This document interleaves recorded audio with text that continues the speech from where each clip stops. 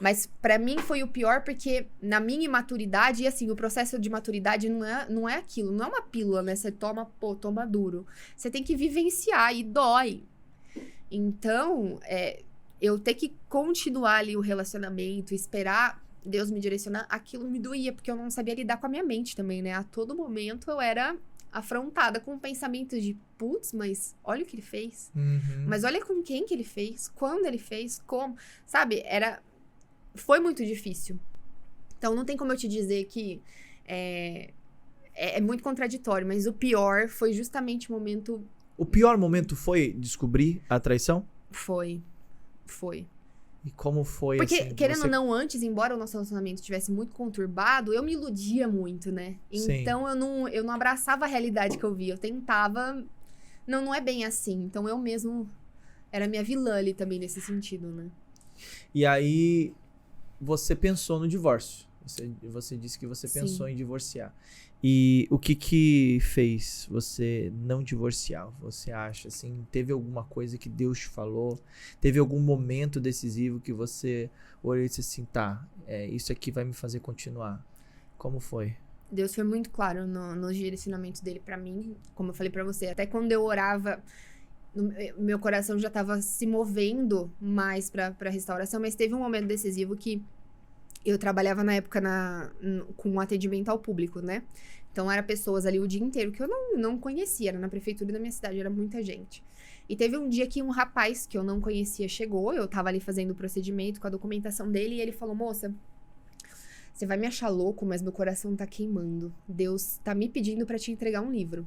E ali eu falei, uau, traga, porque eu tô procurando uma resposta de Deus, é a resposta de Deus pra minha vida. E ali no dia seguinte, esse rapaz voltou e me entregou o livro. Na minha cabeça, o livro seria divórcio, quando Deus te prepara para o novo e não sei o que tem. Porque era aquilo que o meu coração, a minha carne, estava considerando como a primeira opção. E o livro era A Vida de Cristo. Era um livreto, assim, como o meu. E o livro falava sobre as características do caráter de Jesus. Então, a bondade de Jesus, o amor de Jesus, como Jesus era servo e tudo mais. E ali, eu lembro que eu li o livro ali numa tarde. E eu tava lendo o livro assim, tipo, eu acho que esse cara se enganou, não era esse o livro, né? Mas eu vou ler. E quando chegou no penúltimo capítulo, falava sobre o caráter perdoador de Jesus. E aí eu falei, tá, ok. Comecei a ler o livro.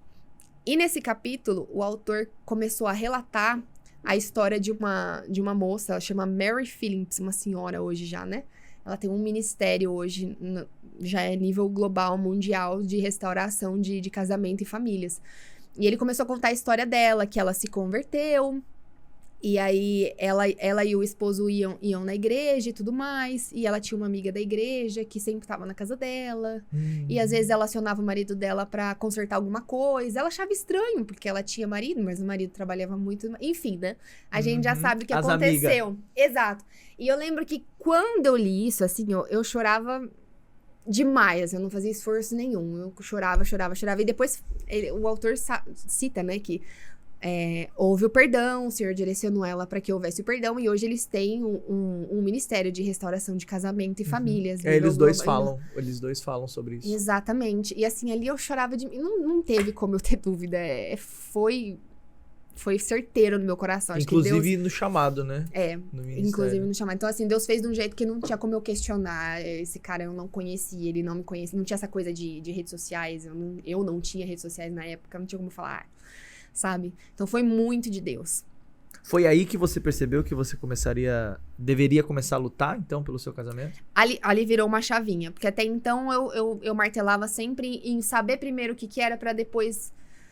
buscar ser mais intencional na decisão. E ali virou uma chavinha, tipo, é isso que o senhor quer? Então, ok. É isso que eu vou buscar. E aí, ali eu comecei a ser muito mais intencional e abriu meu coração, porque tava fechado ainda, né? Ficava presa à experiência do trauma da traição. Do trauma, de... Revivendo o tempo inteiro, cabeça num looping ali. Exato, e de tipo, às vezes Deus me abençoa, eu posso seguir minha vida e não sei o quê. Então, ali cortou essas outras possibilidades, esses outros planos. Ali eu entendi, Deus, ok, o seu plano é esse, então não tem mais plano B, não tem mais plano C, esse é o seu plano e eu abraço o seu plano. Então já não era mais sobre você agora, era sobre Deus. Exatamente. Sobre e o sobre que o ele propósito queria. que ele iria realizar. Isso fortificou o propósito? Ficou mais claro pra você a partir disso Sim. ou não? Sim, somado isso, somado a profecia, com todo o meu testemunho, não ficou dúvida nenhuma. Ali eu entendi que eu tinha que realmente mergulhar nesse processo de restauração da minha vida, do meu casamento, porque Deus precisava disso pra gente viver o nosso propósito. E assim, as coisas começaram a acontecer mais rápido a partir disso. Eu acho que quando o Senhor tem o nosso sim verdadeiro, o nosso sim de verdade, o eu quero, a sua vontade, eu vou viver o seu plano pra mim, potencializa, assim, sabe? Quando ele tem de verdade o nosso sim. E como foi esse processo de cura pra você, posterior? Como Foi com relacionamento. Foi com relacionamento com Deus. Foi com oração, a gente chama, na nossa igreja a gente fala muito sobre o beijo, né? Bíblia, jejum e oração. Foi fortalecendo meu relacionamento com Deus. Foi buscando me encher das coisas de Deus. Eu entendi que havia uma batalha na minha mente, então eu fui estudar sobre isso, sobre como ganhar essa batalha na minha mente. Porque chega num estágio que você realmente, tipo, eu sei que essa é a vontade de Deus pra minha vida, mas alguns pensamentos são inevitáveis. E você precisa superar essa fase. Quais, por exemplo? Da traição. Você lidar com você foi traída. E se ele fizer de novo? E se é sempre o e se. E é sempre o e se pessimista, não é? O e se é dúvida, tá, gente? Toda vez que você colocar o se, é dúvida. E nunca é aquela dúvida otimista, né? E se Deus usar isso para restaurar milhares de famílias? Nunca era esse e se. E se ele for tentado e cair no... Era sempre esse. Tem que usar a dúvida a seu favor. E Deus, assim, foi sempre muito claro nesse processo. Eu lembro... Vão me achar louca e mística, mas é a realidade do meu processo. Eu lembro que teve um dia que eu tava trabalhando, fui no banheiro e tal, e eu tinha muito isso de conectar com o Senhor na minha mente o tempo todo. Não deixar minha mente vazia. E eu lembro que eu tava ali no banheiro e me veio claramente um livro na minha mente, que era um livro que eu não tinha, mas eu lembro que ele ficava na cabeceira da minha mãe quando eu era criança.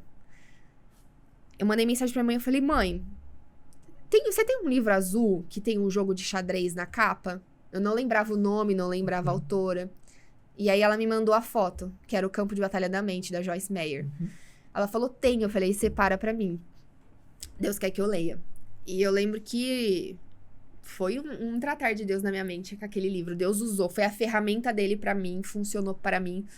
Eu lembro que eu chorava... totalmente terapêutico com base nos princípios cristãos. Eu chorava demais lendo aquele livro. Eu tive muita consciência de muita coisa, confessei muita coisa.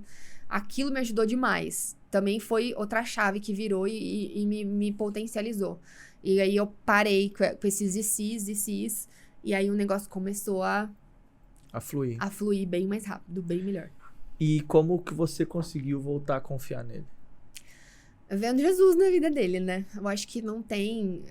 Uma foi que Deus me deu uma palavra, eu não vou questionar, eu não vou duvidar. Se ele falou, eu não vou relativizar o direcionamento de Deus.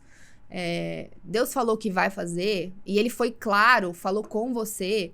Você sabe que ele falou com você.